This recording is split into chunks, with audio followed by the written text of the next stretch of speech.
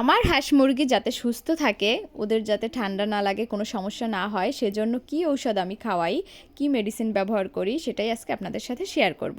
Hello viewers, welcome back to my channel. কেমন আছেন সবাই? আশা করি সবাই ভালো আছেন। আলহামদুলিল্লাহ, আমিও ভালো আছি। তো আমি ওদেরকে এখানে রেনামক্স দিব। আর এই রেনামক্স হচ্ছে ডিম পাড়া হাঁস ও মুরগির জন্য খুব ভালো। হ্যাঁ, ওদের অনেক সময় অ্যান্টিবায়োটিক খাওয়ালে ডিম পাড়া বন্ধ হতে পারে, তো রেনামক্স খাওয়ালে কিন্তু ডিম পাড়াটা বন্ধ হবে না, আর হাঁস মুরগিও সুস্থ থাকবে। তো ওদেরকে যখন আমি ঔষধটা খাওয়াবো, যেদিন খাওয়াবো সেদিনকে একটু বেশি ক্ষুধা লাগাই, অনেক টাইম খেতে দেই না, যাতে বেশি ক্ষুধা লাগে, ওদের খাবারের চাহিদাটা যাতে বেশি থাকে।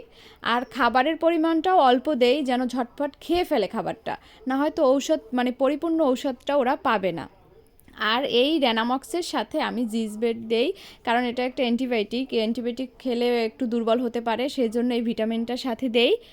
আর এই ঔষধটা আমি হাঁস মুরগি অসুস্থ হলেই যে খাওয়াই সেটা না, এটা প্রতি মাসেই আমি একবার দুবার করে ওদেরকে দেই, আর 3 দিন করে খাওয়াই।